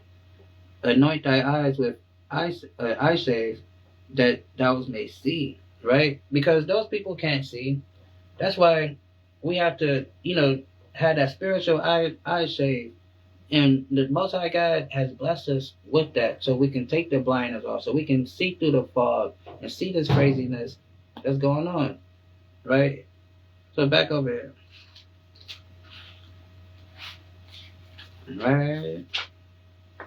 Back to Jeremiah. And it says,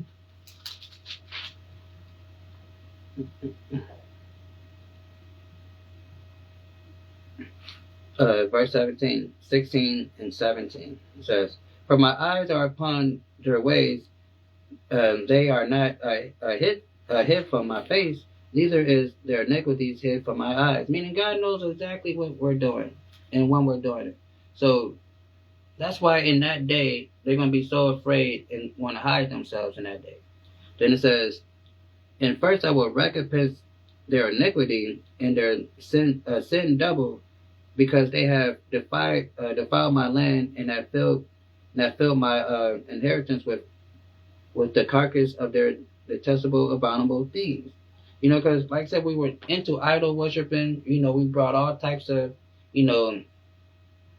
idols and sculptures and, all types of, figurines all up into the temple, right?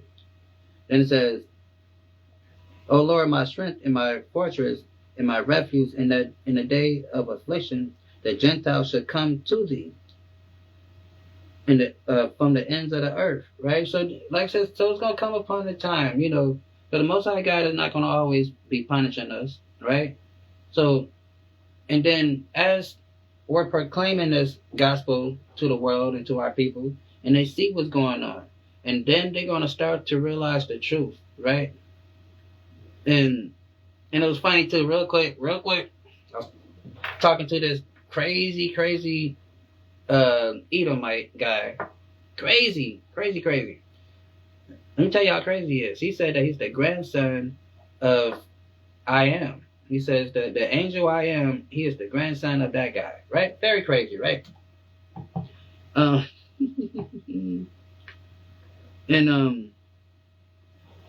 the man just like, and just listening to him, and I'm thinking like, where do you people come from? Like, this guy actually really thought he was the great I Am. That's crazy. Hold on one second. My bad. Hold on. Boom. So,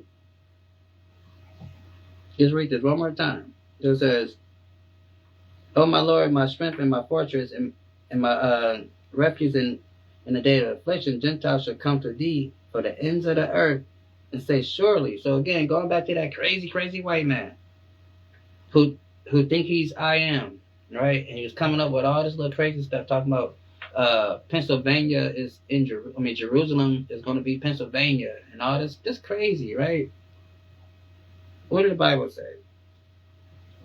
Surely, it says, "Gentiles shall come unto thee from the ends of the earth," because they're going to start seeing how these prophecies is unfolding and how the Most High God is dealing with us and how we is His people, and they're going to see our salvation, like it tells us in the book of Wisdom of Solomon, and they're going to say, "Surely our fathers have inherited lies, vanity, and things wherein there is no profit." They're going to realize all this religion stuff they thought they knew, all this stuff they thought they knew about God, it was all lies and vanity. It's not true, because they're going to look at us and they're going to see how God is dealing with us and be like, oh, those the people. Oh, those Israelite people were right.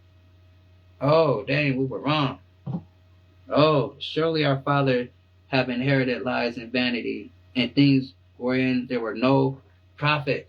Right? There's no profit in this bullcrap that these people propagate and believe in these religion institutions. Right? All vanity. Revelation 3 and 9. But that's what we're going to understand. Well, not we, they. They're going to understand that they have been lied to. All these things they believe to be true, it's not true. Revelation 3 and 9. "Behold, I will make them the synagogue of Satan." Talking about synagogue meaning chief house. Chief house of Satan. These people are definitely the chief house of Satan. Look at the stuff they do, right? the laws they pass, the way they conduct themselves, right? Chief house of Satan. You have Tel Aviv is the gay capital of the world. It has the world's biggest gay pride parade over there. Behold, I will make them the synagogue of Satan, which say they are Jews and are not, but do lie. Right? So what does it say over here?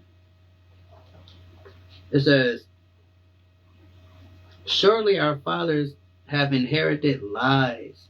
So in that day, these people are going to say, surely our father have inherited lies. Because over here it says, behold, I will make them the synagogue of Satan, which say they are Jews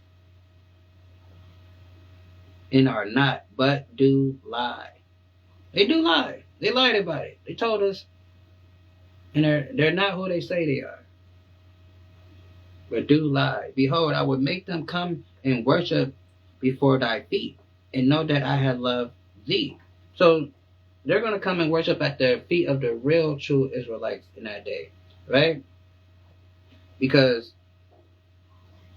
it's going to say, the Gentiles should come to thee from the ends of the earth and say, surely our father have inherited lies, vanity, and things wherein there is no profit, right? And it says, shall a man make gods unto himself, and they are no gods, right? And that's what, a lot of times we end up following this false stuff and following this new age stuff and thinking it's godly, but it's not godly. And it says, therefore, behold, I will this once them. Hold on. It said, therefore, behold, I will this once cause them to know. I will cause them to know my hand and my might, and they shall know that I am the Lord. Right. So as we're going through this stuff and living this prophecy out, we understand. Okay, like, dang, He is the Most High God. He did everything to us that He said He was going to do. That's how we know this thing is true, right? Because God said things are going to happen, and they happen the way He said they happen. Right? Let's get chapter 17 real quick. And it say, the sin of Judah is written with a pen of iron. Right? So we are the people of Judah, right? Black, Jamaican, and Haitians. We are from the kingdom of Judah, right? Jamaicans, Haitians, and the so-called African Americans. And to be more specific, African Americans will be from the tribe of Judah. And it says, the sin of Judah is written with a pen of iron, right? Meaning, with the stuff that we've been doing throughout, our history, we're, very, very, very not cool, very going against God, how we've been living as a people, right? And we're supposed to be the kingship of the tribes, right? Where all the kings come from, right? We've been very bad examples for the other 11 tribes. It says, the sin of Judah is written with a pen of iron and with a point of diamond, and is graven upon the tables of their heart and upon the horns of their altars, right? And why is God saying it like that? Because if you're familiar with, biblical history, the Northern Kingdom, which would be our Latino, Native American brothers, right? Hispanic brothers, right? And of course, whatever we call it ourselves, scattered throughout these four corners of the earth. Like, they went into slavery first. They got taken captives first because of their sins and what they were doing. Because if you're familiar, it was a split in the kingdom. You had the Northern Kingdom, Southern Kingdom. Southern Kingdom was what you would call the so-called African Americans, Jamaicans, and Haitians. And then you have the, like I said, in the Northern Kingdom would be our Latino tribe, Native Americans, and so forth, right? So it was a split. So they got taken into captivity first, to never be seen again, right? So then we know why it happened, because we've seen it. We have prophets, everybody telling us. So then God is looking like, okay, you saw how I got down on the northern kingdom. They got taken away by Syria. And then y'all go right behind them and start idol worshiping and doing the same things that they're doing. So that's why it says the sin of Judah is written with an iron pen, because it makes it more worse. Because if we see, like, if you got two kids and one of your kids is messing up, then your second kid come and do the same thing, you might punish them a little worse than the first one, because you're looking at it like they should know better because they saw, the hell that the first child died, right? So let's get Malachi 2:7 real quick.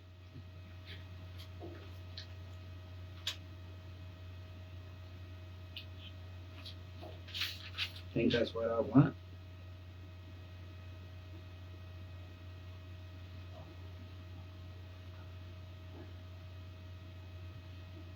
I make sure.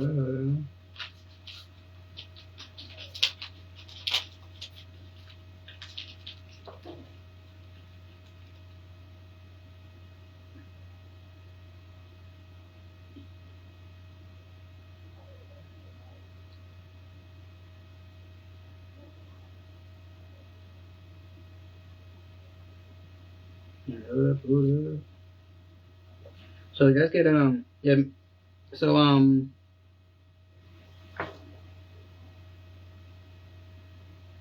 Malachi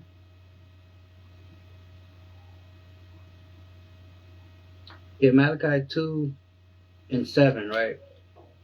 Malachi 2:7. I'm about to pull that.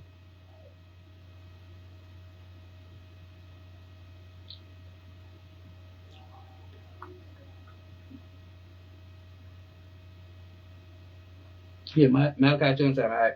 So, and it says this let's start at 6. It says,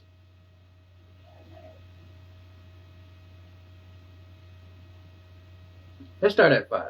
And it says, my covenant was with him of life and peace, and I gave them to him for the fear within, the fear wherewith he feared me, and was afraid to be before my name. The law of truth was in his mouth, and iniquity was not found in his lips.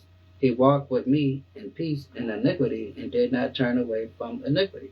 And that's what we got to do as people: walk with the Lord, walk with Christ, right? And we got to walk with the Lord by keeping His law, statutes, and commandments, right? In the faith, right? And it says, for the priest's lips should keep knowledge, and should seek the law from his mouth, for his messenger, for he is the messenger of the Lord of hosts, right? So that's what's supposed to be going on. When we saw the northern kingdom going off and getting into idolatry, as the kingdom of Judah, we should have kept the knowledge of the Most High God, right? Because it says the priest's lips should keep knowledge, and the people should seek the words of the Lord from the priest's mouth, right? But it didn't happen that way. It says the sins of Judah is written with a pen of iron, and with a point of diamond. It is graven upon the table of their heart, and upon the horns of the altar, right? Let's get Luke 15:29 real quick. Luke 15:29 says this. It says, and he answered and said to his father, lo, these many years I do serve thee, neither transgress I at any time by the commandments, and yet thou never gave me a kid that I might make merry with my friends, right? So we have to be like that guy and never transgress the laws of God, right? That was the point, to never transgress the laws of God, like how this guy lived his life, right? And let's get it again. It says It says, and he answered and said to his father, Lo, these many years I do serve thee, neither transgress I at any time thy commandment, and yet thou never gave me a kid that I might make merry with friends. But again, the point is the first half of not committing transgressions against the law, right? And I know people say, well, we all fall short of the glory of God, and you can't keep the laws, blah, blah, blah, blah, right? That's not true, right? You can keep the laws, right? And even if you do, have an infraction on one of the laws, then there's, there's things that you do to get back, clean on those certain things, and you're still keeping the law. Even if you break the law and you do what it takes to get, back in good standings, you're still keeping it, right? And they say, well, if you break one law, you break all of them. So that means if I just so happen to just, shave my beard off my face and look like a dango, look like Esau in them, that doesn't make me a murderer also, because I shave my beard off, and the law says we're not supposed to shave our beards. So what it's saying is, it's just like how if you commit, just basically calling you a criminal. So the same way, like if somebody murders somebody under the law, they'll be labeled as a criminal. If somebody steals something under the law, they'll be labeled as a criminal, right? That's just what it's talking about. It's not that deep. It's not saying that, oh, you broke one law, so that means you're guilty of this too. That doesn't make sense, right? So, anyway, it says,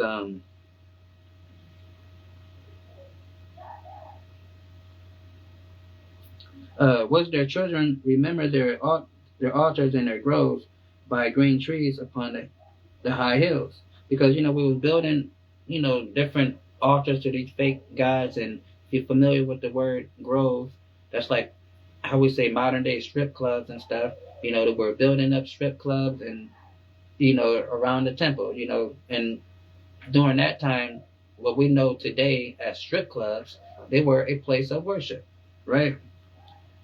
Meaning it's some little priestess, that what they call them, dance around naked. You pay money to have intercourse with her and all that cool stuff. It's going down like that, right? But now we call it a strip club. Then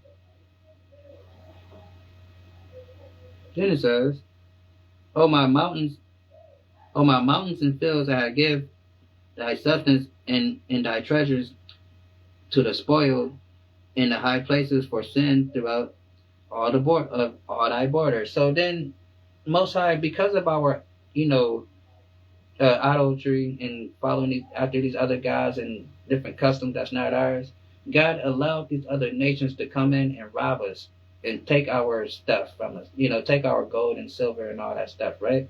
Because we wanted to follow other gods anyway, right? So he allowed them to come in and take our stuff, right?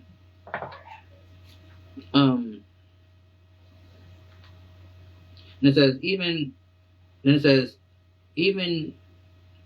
boom, boom, boom, it says, and thou, even thyself, shall discontinue from thy heritage which I gave thee, and I will cause thee to serve thy enemies in the land which thou knowest not.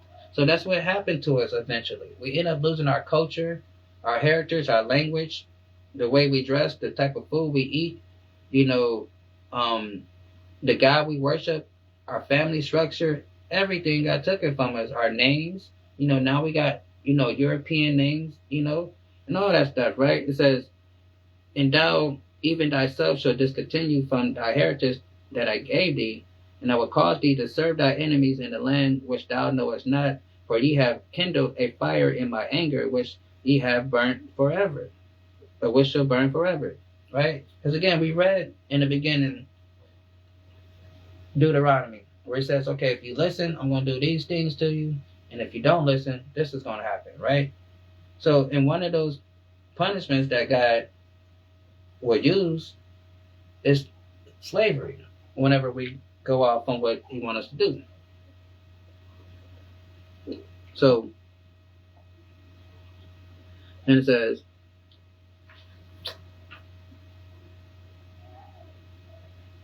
hold on.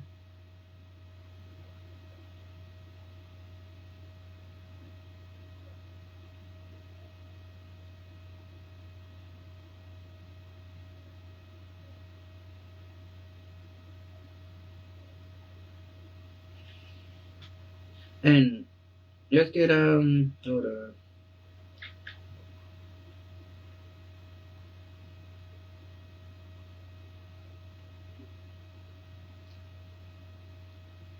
Let's get Deuteronomy. Let's go back to Deuteronomy 28. Let's go to 37.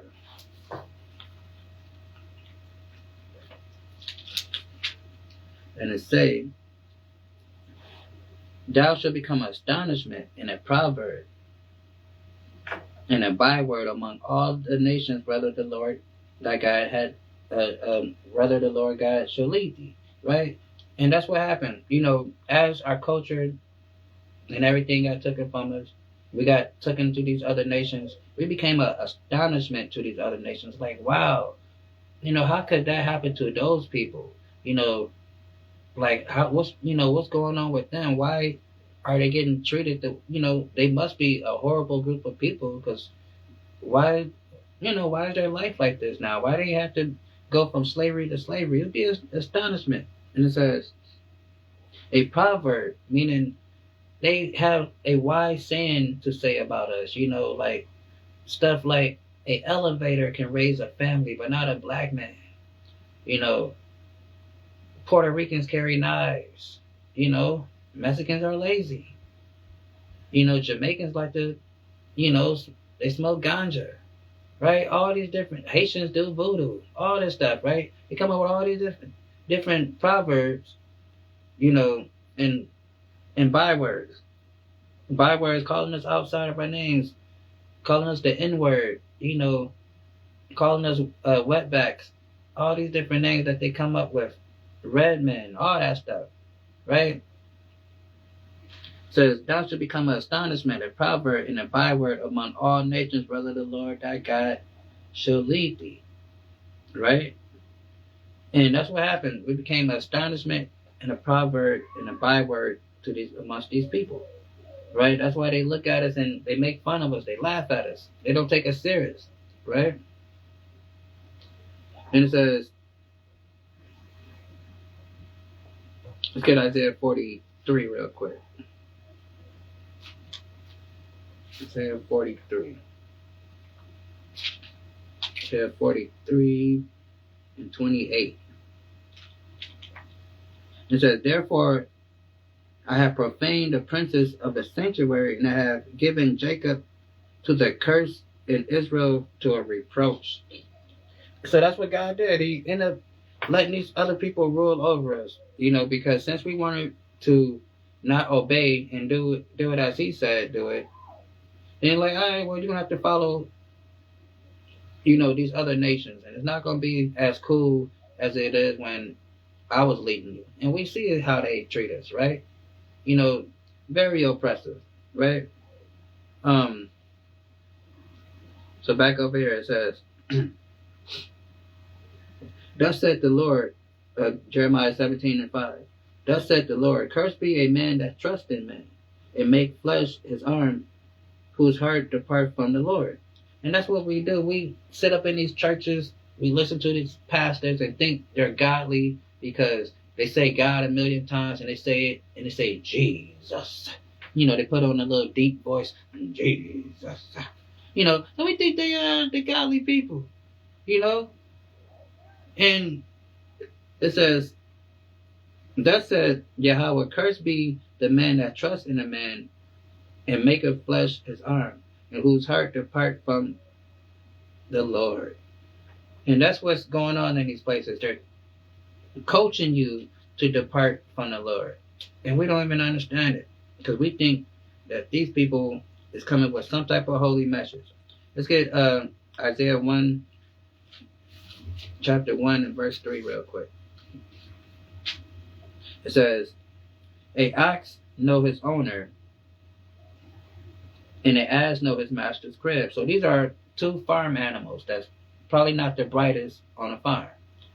And the Most High God is saying, a ox know his owner, meaning a ox know who he belonged to, and a ass know his master's crib, meaning if you take that donkey miles away from the land, he will find his way back home, right?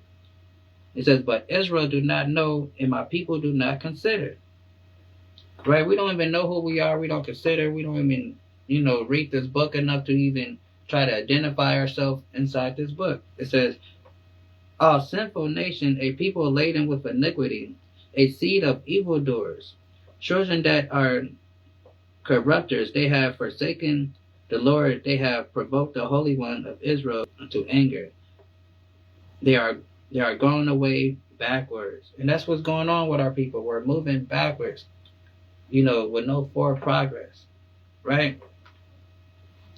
Spiritually, because we're caught up in all this, philosophies of this land, right? Instead of following the one true God, Yahweh, keeping the law, statutes, and commandments like he instructed us, right? Let's get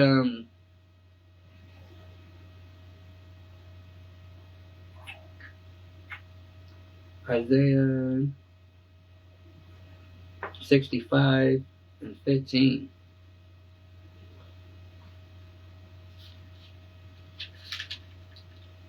Isaiah 65 and 15 says this. It says, and ye shall leave your name for a curse unto my chosen, for the Lord God shall slay thee and cause his servants and call his servants by another name. That's what happened here in this land. We got slayed, oppressed, unalive, and we're called by other names. We're not called, the tribe of Judah, the tribe of Issachar, the tribe of Gad, the tribe of Reuben, the tribe of Levi, the tribe of Benjamin. Over here, we're not called those things. We're called Mexicans, we're called Native Americans, we're called Jamaicans, Haitians, and the blacks. That's what we're called over here. It says, and ye shall leave your name for a curse unto my chosen, for the Lord God shall slay thee and call his servants by another name. And that's what's going on. So that's why our people don't even consider that we are the Israelites of this book, because we're being called by other names. Our culture and our heritage got taken from us, like we read in Jeremiah, right? All because we didn't want to, follow and listen to the Most High God, right? Let's get go back.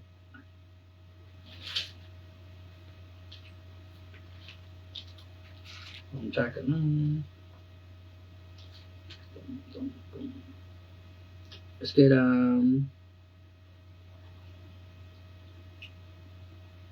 on. Let's get John 4 and 22 real quick. Go to John 22, 4 and 22.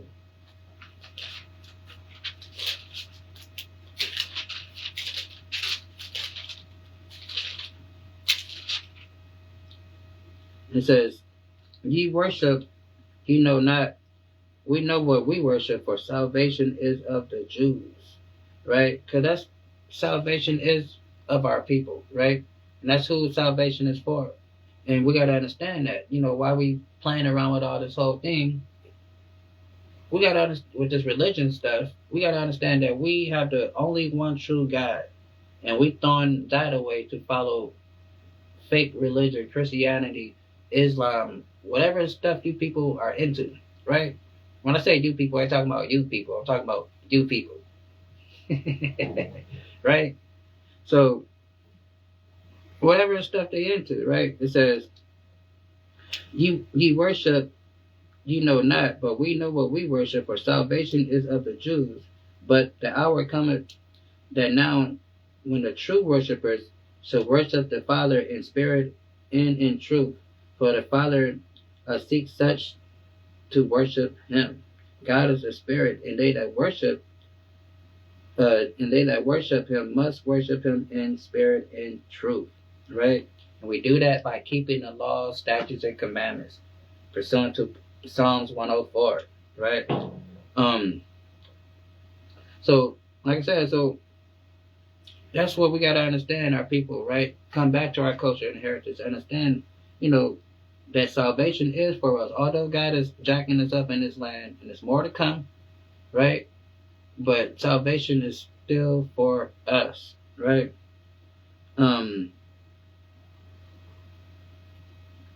Let's get go back to Deuteronomy 28:46, and it says this: "And they shall be upon thee for a sign and a wonder, and upon thy seed forever." And this is talking about these punishments that God is going to use, to punish us whenever we fall out of track of the contract, that we're, in with them, right? And it says, "And they shall be upon thee for a sign and a wonder, and upon thy seed forever." So, meaning, when we read this chapter and read all these lists of curses and punishment that God is going to do to us, when we read it and start identifying these things and seeing who this happening to, then it's going to hit us like, dang, this is happening to us, and we need to get it together, because God told us this is going to happen to us until we get it together. So yes, get it together, right? Or else it's going to keep happening. Everybody speaks of generational curses. We break those generational curses by keeping the laws of God, right? That's the only reason why we're going through these generational curses. And how do we know that? Because we read it. It says, "I will visit the iniquity on him that hate me to the third and fourth generation." Right? We read all of that already, right? So it all makes sense when you put it all together, right? So back over here. It says, for he that be like a heath in the desert, and shall not see when good cometh, but shall inhabit the poorest places in the wilderness, and shall in the salt land, and not inhabit. Blessed is the man that trusts in the Lord, and whose hope is in Yahweh. Who hope is that Yahweh is, right? And that's what we do. We trust in the Most High God Yahweh to do, to save us, and that's what we put our faith in, right? We don't trust in the military of this place or the leadership of this place to do anything for us, right? We're not, looking at their legislation and thinking they're going to do anything meaningful for our people. We know that's not on the docket. That's not on the agenda for them to do, right? That's why it says, "Blessed is the man that trusts in the Lord, and who hope is in Yahweh." Who hope is in the Yahweh is. For he shall be as a tree planted by the waters, and that spreadeth out her roots by the rivers, and shall not see when he cometh, but her leaves shall be green, and shall not be careful in a year of drought, neither cease from yielding fruit. Right? So meaning we're gonna be always prosperous. Once God, reestablish us as a nation again, we're gonna be always prosperous. Even in a time of drought, when everything else, when it seems like, everybody else is having it rough, we still gonna be getting our Ja Rule on, living it up, man. Do I do? Be living it up, man. We're gonna be living it up, like Ja Rule and who was that Case that was singing it with him, or RL. What do I do? We're gonna be doing that in that day. We're not gonna be prosperous. We're gonna be prosperous, and even if it's a global thing going on, we're still gonna be living great. That's what it's talking about. And it says,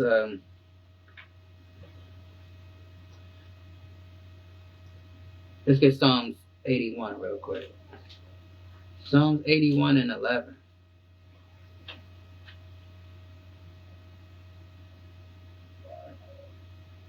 Psalms 81 and 11 says this: but my people would not hearken to my voice, and Israel would none of me. And that's what's going on now. You try to tell people what's going on, that we are the Israelites, the baddest, greatest people on the planet. But my people would not hearken to my voice, and Israel would none of me. So I gave them up to their own hearts, lust, and they walk in their own counsel. And that's what our people do. We walk in our own counsel. We say, whatever, I do what I want. Can't nobody tell me what to do. Who this nigga think he talking to, right? Can't nobody control me. Ain't no man tell me what to do, right? We had an attitude. But it says, but my people would not hearken to my voice, and Israel would none of me. So I gave them up to their own hearts. So now you have that attitude of, like I said, can't nobody tell me nothing. Who does nigga think they talking to? I do what I want. Can't nobody check me, right? You have that attitude now. And it says, so I gave them up to their own hearts, lust, and they walk in their own counsel. Meaning, then you wonder why you constantly end up in the same predicament. You keep making the same old mistakes, right? Because you haven't changed your counsel. You're taking counsel of yourself. And what the Bible says, who can trust the heart? Because the heart above all is desperate and wicked. But people say, well, God knows my heart. God knows my heart. I know I'm this and that. God knows my heart. Yeah. The Bible tells us your heart is wicked and desperately wicked. Right? That's what it tells us. Right? So I'm pretty sure you do know your heart. And it's wicked. And it says this. It says, oh, that my people had hearkened unto me, and Israel walked in my ways. That's what we got to do. We got to hearken and walk into his ways. Back over here, Jeremiah 17:9. The heart is deceitful above all. Oh, we just said it. The heart is deceitful above all and desperately wicked. Who can know it? So, who can know it? Who can know how desperate and wickedly a heart is? The thoughts of a person. Have you ever been with somebody and they did something so horrible to you? Or maybe it couldn't have been to you, it could have been to somebody you know, or whatever the case may be. And you say to yourself, wow, I didn't know they would do that. I didn't think they can do something like that. Wow, they did that? Wow. Right? Because it says, what does it say? The heart is deceitful above all things and desperately wicked. Who can know it? So that's why a lot of times, you'd be like, well, I thought he was a nice guy. I thought he was a nice guy. Or you'd be like, I thought she was cool, Because you can't know a person's thoughts in your mind, right? You don't know what a person is thinking, right? Until they carry it out. Then people always, like I said, that the thoughts of man is wicked. That's what it says. It says, the Lord searched the heart and tried to weigh the reins, even give every man according to his ways. So, how many people sitting in the county jail right now talking about, I don't want to go to jail no more. Got a big fat policeman knocking at my door. And they prayed not to go to jail. They said, God, please, if you get me out of this, Lord God, I will never do that again. God, please. And guess what? They're still sitting there. Right? They're still sitting there. Why? Because the Lord searched the heart. I tried the reins, even to give every man according to his ways. So he knows how, what did on Buddha, he knows when you're good. He knows when you're bad. Right? He knows when you're sleeping. He knows when you're awake.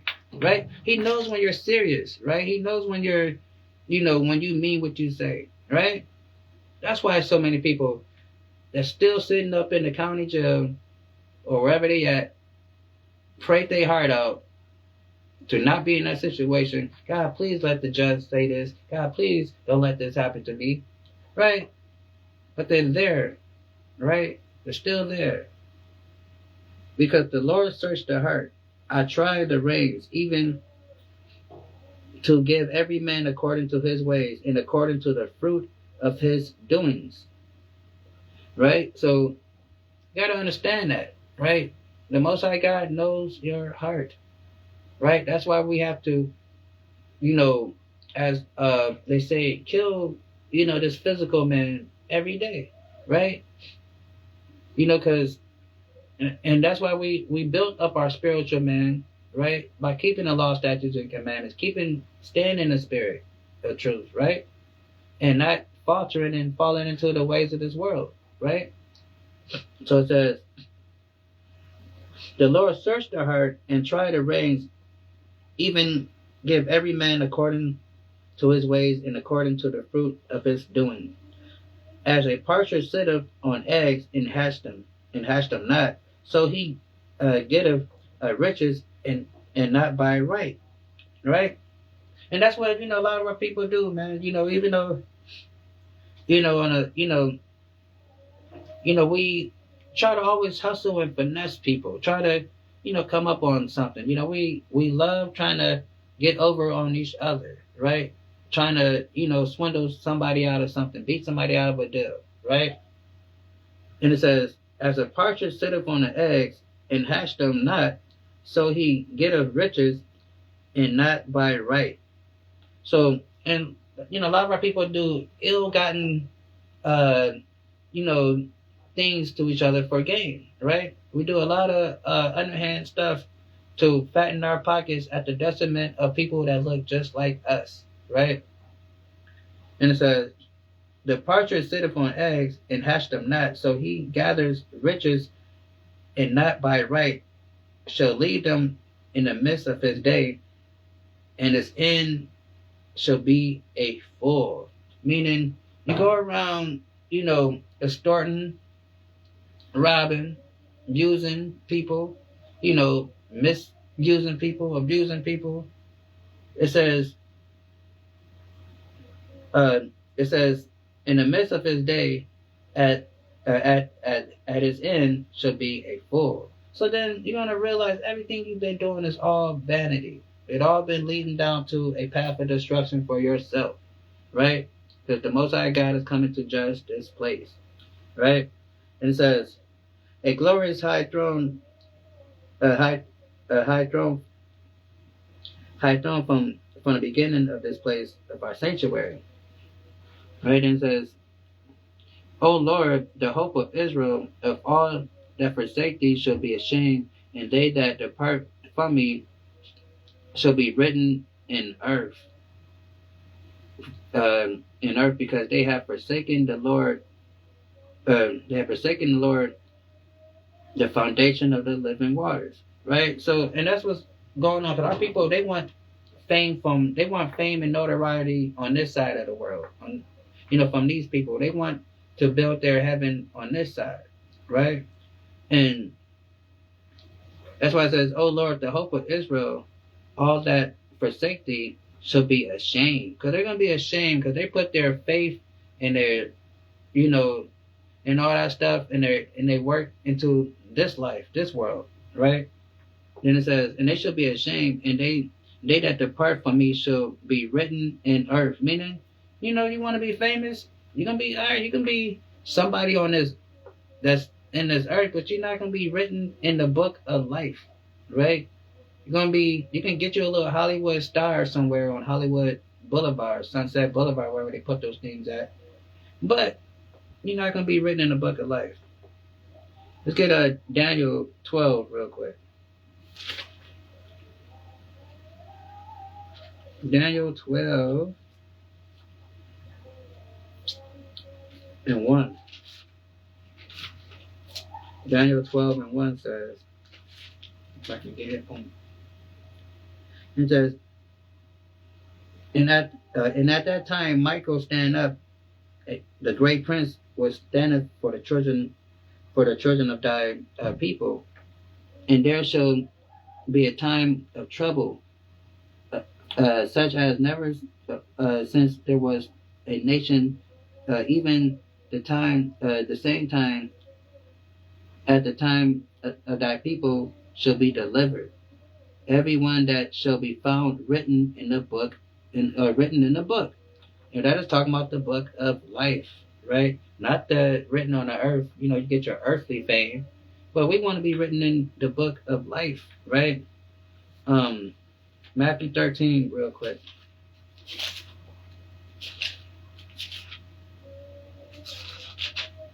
And it says,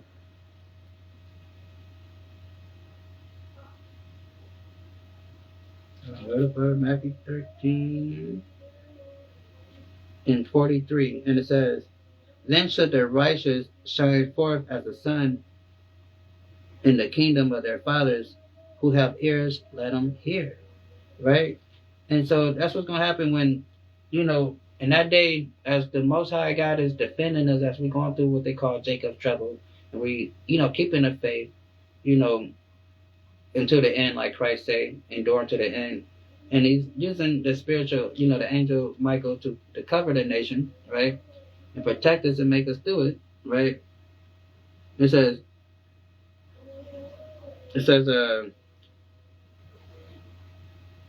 and at that time Michael stand up, the great prince, which stand before the children of thy people, and there shall be time of trouble, as never since there was a nation, even that same time. And at that time thy people shall be delivered, every one that shall be found and written in the book written in the book, right? So, and that's what's going on, right? So that's why it says over here, Jeremiah, O Lord, the hope of Israel, for all that forsake thee shall be ashamed, right? So everybody that forsake the Most High will be ashamed in that day, and they that depart from me shall be written in earth. So that's different. That's not being written in a book. They'll be written in earth. You're going to have your little tombstone. Here lies such and such, right? You're going to get one of those. Then it says, be written on earth because they have forsaken the Lord. They